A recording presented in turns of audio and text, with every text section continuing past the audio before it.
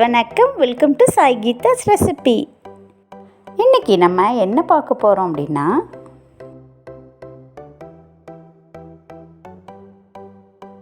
நம்ம சேனலை சப்ஸ்கிரைப் பண்ணாமல் பார்த்துட்டு இருந்தீங்கன்னா ப்ளீஸ் ஃப்ரெண்ட்ஸ் சப்ஸ்கிரைப் பண்ணிக்கோங்க.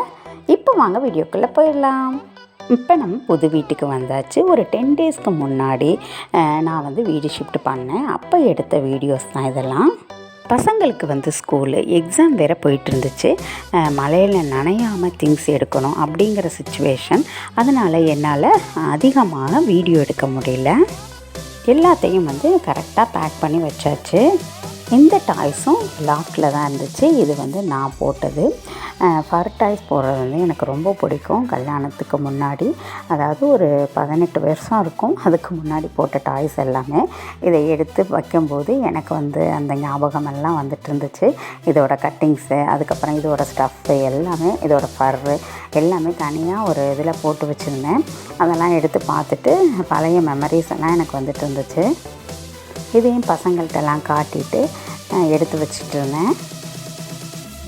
லாஸ்ட்டாக ஒன் டைமாக நம்மளோட கிச்சனை நீங்கள் சுற்றி பார்த்துக்கங்க. ரொம்பவே நான் மிஸ் பண்ணுறேன் இந்த கிச்சனை. வீட்டுக்கு பாலும் காய்ச்சியாச்சு. பால் வச்சு சாமி கும்பிட்டுட்டு அதுக்கப்புறம் சக்கரை பொங்கலும் செய்து வச்சு அதுக்கப்புறம் பூஜையும் முடிஞ்சிருச்சு. இந்த வீட்டில் என்ன அப்படின்னா சுவாமி ரூம் கிடையாது. அதனால் ஹால்லையே இந்த செல்ஃபை தான் நான் சுவாமி படங்கள்லாம் வச்சுட்டு சுவாமி ரூமாக ரெடி பண்ணி வச்சுருந்தேன்.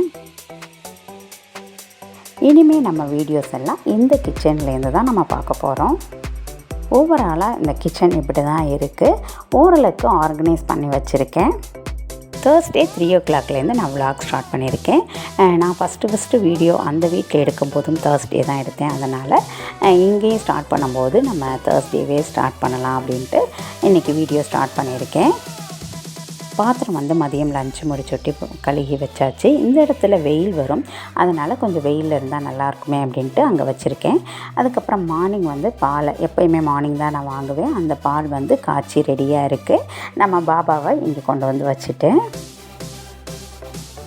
பசங்களுக்கு ஸ்நாக்ஸ் முறுக்கும் பிஸ்கெட்டும் இருக்குது.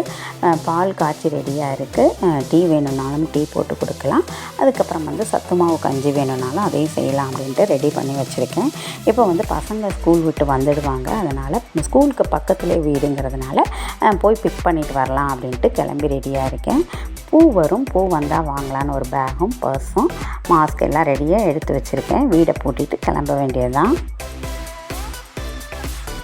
இப்போ இருக்க வீடு தான் ஸ்கூலுக்கு பக்கத்தில் இருக்குது. அதனால் நம்ம பாதி தூரம் போனோம் அப்படின்னா பசங்களை பிக் பண்ணிட்டு வந்துடலான்ட்டு போயிட்டுருக்கேன். நடந்து தான் போகிறேன். எனக்கு வண்டியெல்லாம் ஓட்ட தெரியாது. சின்ன பிள்ளைங்களாக இருக்கும்போது தான் போயிருக்கேன். ரொம்ப வருஷம் கழித்து இன்றைக்கி போனேன். அதனால் ரொம்பவே எனக்கு புதுசாக இருந்துச்சு.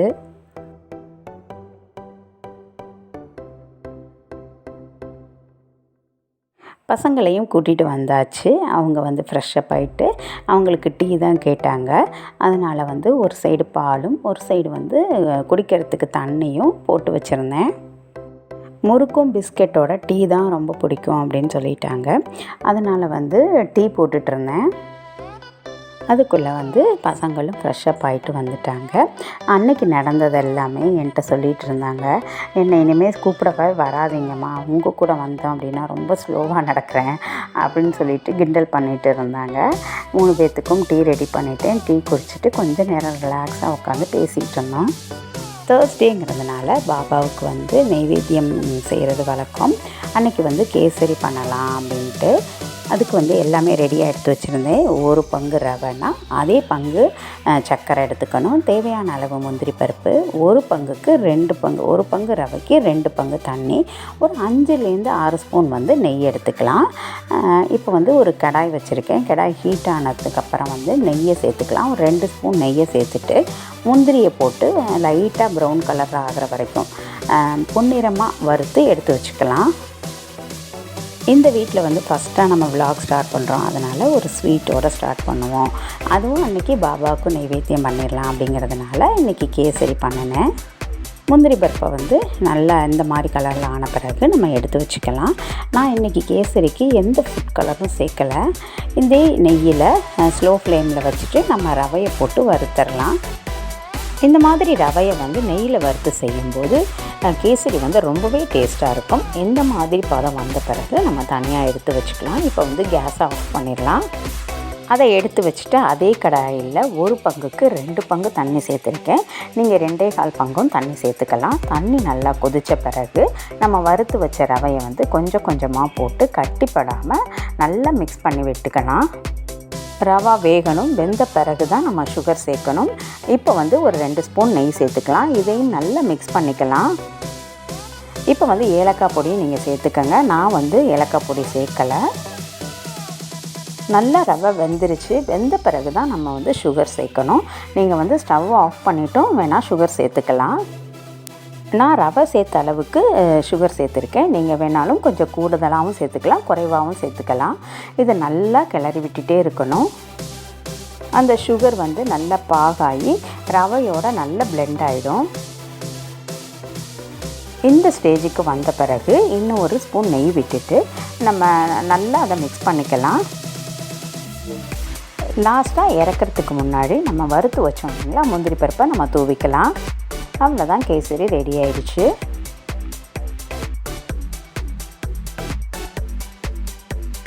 கேசரி செஞ்சிட்ருக்கும் போதே கழுவி வச்ச பாத்திரங்களையும் சைட் பை சைடு நான் எடுத்து வச்சுட்டேன். ஈவினிங் வந்து பாபா ஆரத்தி பண்ணுறதுக்கு பிரசாதம் வந்து ரெடி ஆகிடுச்சு. அதுக்கப்புறம் வந்து டீ போட்ட பாத்திரங்களை விளக்கி வச்சுட்டு பசங்களோட டிஃபன் பாக்ஸையும் விளக்கி கமுத்து வச்சுருக்கேன். துணி காஞ்சிட்டு இருந்துச்சு, அதையும் எடுத்துகிட்டு வந்து போட்டுட்டேன். ஈவினிங் வந்து சாமி கும்பிட்டுட்டு துணி மடிக்க வேண்டிய வேலை. அவங்க பசங்க படிச்சுட்டு இருக்கும்போதே இதை நான் மடிச்சிடுவேன். பூஜை அறை வந்து இப்படி தான் இருக்கும். மணியெல்லாம் வச்சு ரொம்பவே அழகாக இருக்கும். இது வாங்கி ஒரு 8 வருஷம் ஆகுது. ஃபஸ்ட்டு நான் இருந்த வீட்டில் வந்து இது தான் சாமி செல்ஃபாக வச்சிட்டு இருந்தேன். அதுக்கப்புறம் வந்து நமக்கு அடுத்த வீட்டிலலாம் சாமி ரூமுன்னு தனியாக இருந்துச்சு. இப்போதைக்கு இதை வந்து நான் சாமி செல்ஃபாக யூஸ் பண்ணிகிட்டு இருக்கேன். இதுக்குள்ளேயே நம்ம அந்த வீட்டில் உள்ள எல்லா சாமியையும் இதுக்குள்ளேயே நான் எல்லாமே வச்சுருக்கேன். பாபா ஆரத்தியும் முடிச்சுட்டு பிரசாதமும் நைவேத்தியம் பண்ணிட்டேன். இதோட என்னோடய விலாகை முடிச்சுக்கிறேன். வியாழக்கிழமை மதியம் ஒரு 3 to 6 வந்து எனக்கு இப்படி தான் போணுச்சு. இந்த வீடியோ உங்களுக்கெல்லாம் யூஸ்ஃபுல்லாகவும் என்டர்டெயின்மெண்ட்டாகவும் இருந்திருக்கும் நான் நம்புகிறேன். இந்த வீடியோ பிடிச்சிருந்துச்சுன்னா சின்ன லைக் கொடுங்க, உங்கள் ஃப்ரெண்ட்ஸ் கிட்டையும் ஷேர் பண்ணுங்கள். Okay, thank you friends, bye, thanks for வாட்சிங்.